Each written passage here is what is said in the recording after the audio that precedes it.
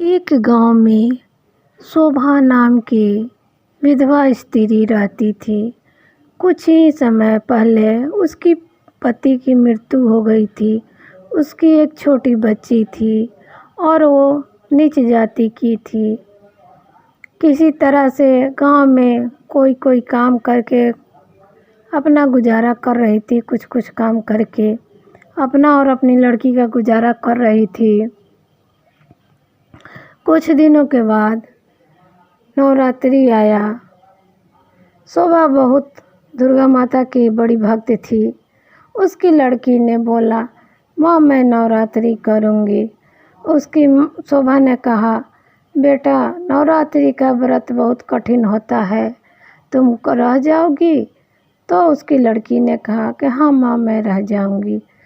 तब शोभा ने जैसे तैसे पैसा का व्यवस्था करके नवरात्रि का थोड़ा बहुत सामान ले आई और माँ बेटी ने श्रद्धापूर्वक नवरात्रि की।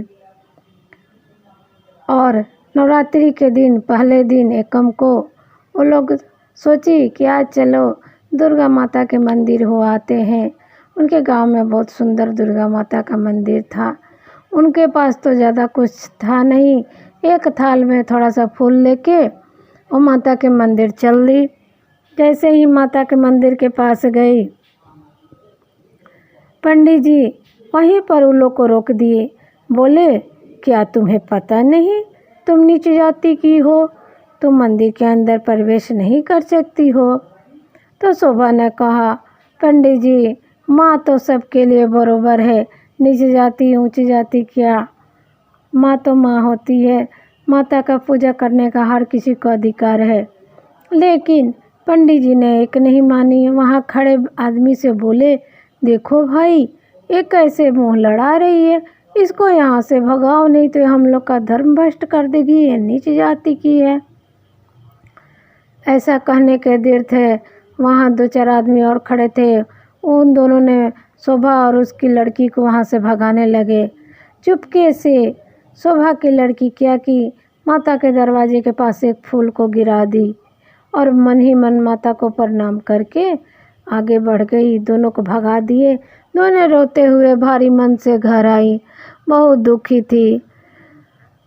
और जब दूसरे दिन पंडित जी आए मंदिर का पूजा मतलब साफ सफाई करने, तो देख रहे थे सारे फूल तो मुरझा गए हैं, लेकिन एक फूल ऐसा है दरवाजे के पास जो अभी तक एकदम तरोताज़ा है। उन्होंने सोचा, ये किसने फूल चढ़ाया है जिसका फूल अभी तक ताज़ा है? गांव में पूरा शोर हो गया। किसी का फूल तो है दुर्गा माँ के मंदिर में जो वो अब फूल ना मुरझा रहा है ना सुखा रहा है। सब बोलते मेरा फूल है, सब बोलते मेरा फूल है। लेकिन इधर माँ बेटी को कुछ नहीं पता था। वो श्रद्धापूर्वक मंदिर नहीं जाती, घर में ही जो फोटो लाई थी शोभा उसी से वो लोग रोज़ अपना व्रत करती, भोग लगाती उसी फोटो को श्रद्धापूर्वक। जब अष्टमी था, अष्टमी के मतलब 8 दिन बीत गया। अष्टमी के बाद नवमी को उन्होंने थोड़ा सा हलवा और पूड़ी और थोड़ा सा चना बहुत कठिनता से इधर उधर से पैसे का जुगाड़ करके सब सामान लाई और उसने बनाया भोग के लिए माता रानी को।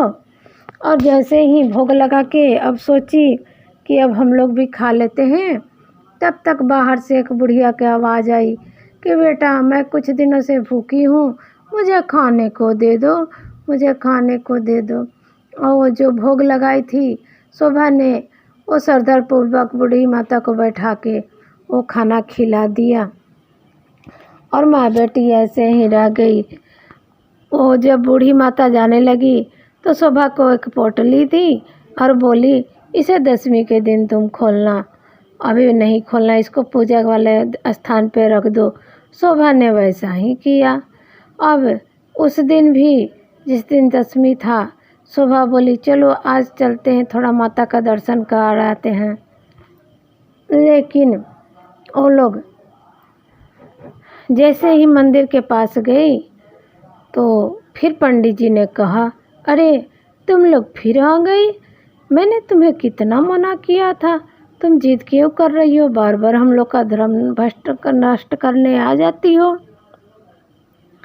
शोभा ने कहा कि नहीं पंडित जी, माँ का दरबार तो सबके लिए बराबर होता है। अब मुझे एक बार दर्शन करने दो। मैं ये जो फूल लाई हूँ उसको चढ़ाने दो। मुझे नहीं जाने देंगे तो मेरी बच्ची को ही जाने दो। बच्ची तो भगवान की रूप होती है। लेकिन पंडित जी नहीं माने। उन्होंने वहाँ 2-4 आदमी खड़े थे, बोले ये ऐसे नहीं मानेगी, इसको पिटाई करो, ये तभी भागेगी। वो जो आदमी खड़े थे, एक आदमी के हाथ में डंडा था, उसने शोभा को 1-2 डंडा लगा दिया। शोभा वहीं गिर गई और उसकी लड़की एकदम रोने लगी। उसी बीच एकदम आंधी तूफान आ गया और माता का मंदिर का जो दिया था जितना जल रहा था बुझ गया। जो सजावट हुआ था नवरात्रि में वो सब इधर उधर उड़ गया और माता बहुत उदास हो गई और साक्षात मतलब प्रगट लेके आई माता और बोली। वो लोग शोभा को जो मार रहे थे एकदम प्रगट होके आई और बोली कि तुम लोग मेरे भक्तों के साथ अन्याय कर रहे हो, मैं तुम्हें छोड़ूंगी नहीं। एकदम क्रोधित हो गई माँ, एकदम बाघ पे सवार होके आई। सब लोग देख के माता को साक्षात एकदम आश्चर्य में पड़ गए। फिर पंडित जी को समझ में आ गया। बोले माता, हम लोग आपका तो इतना दिन से पूजा पाठ कर रहे हैं, साफ सफाई कर रहे हैं, आपकी देखभाल कर रहे हैं, भोग लगा रहे हैं, तो आपने आज तक हमें दर्शन नहीं दिया और ये तुच्छ प्राणी के लिए आप आ गए नीच जाति के लिए। माता ने कहा मेरे लिए तो सब बराबर है, या तो नीचे जाती हो या ऊंच जाती हो। तुम दिखावा करते हो, लेकिन ये श्रद्धा से आती है पूजा करने, लेकिन तुमने इन्हें मेरे मंदिर के अंदर नहीं आने दिया। माता बहुत क्रोधित थी। फिर पंडित जी ने आके शोभा से माफ़ी मांगा और बोला बहन मुझे माफ़ कर दो, अब आगे से सबके लिए ये मंदिर का दरवाज़ा खुला है। फिर भी माँ बहुत क्रोधित थी। फिर सुबह गई माँ के पास, चरणों में गिर के प्रणाम किया और बोला माता इन सबको माफ़ कर दो, इन लोग से गलती हो गई, आगे से ऐसा नहीं होगा।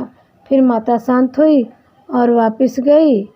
और उसके बाद वो लोग उस दिन से ऊंच जाति का हो या नीचे जाति, सब लोग दुर्गा माता के मंदिर में गए। अब जब शोभा गई घर तो उसे याद आया बूढ़ी माता ने एक पोटली दिया था। पोटली को खोल के देखी तो उसमें देख रहे कि हीरे जवाहरात हैं, सब भरा हुआ है। तो उसने बहुत खुश हुई माँ बेटी और खुशी से रोने लगी। उसके बाद उसी पैसे से वो लोग अपना घर और बनाया और माता का मतलब बड़ा सा मूर्ति रखा और उसको पूजा पाठ रोज करती, भोग लगाती और मंदिर में भी प्रतिदिन जाती। तो जैसे दुर्गा माँ ने शोभा के घर में भरा और सारे कष्ट को दूर कर दिया, वैसे ही दुर्गा माँ सबके घर में धन दौलत से भर दे। और कहते हैं भाई बहन कि माता का दरबार ये आज बड़ा गरीब हो या धनी हो, उच्च जाति हो नीच जाति हो, सबके लिए बराबर होता है। माता का दरवाज़ा हर किसी के लिए खुला है, ऐसा नहीं करना चाहिए। सभी प्राणी एक हैं। जय हो दुर्गा माता की।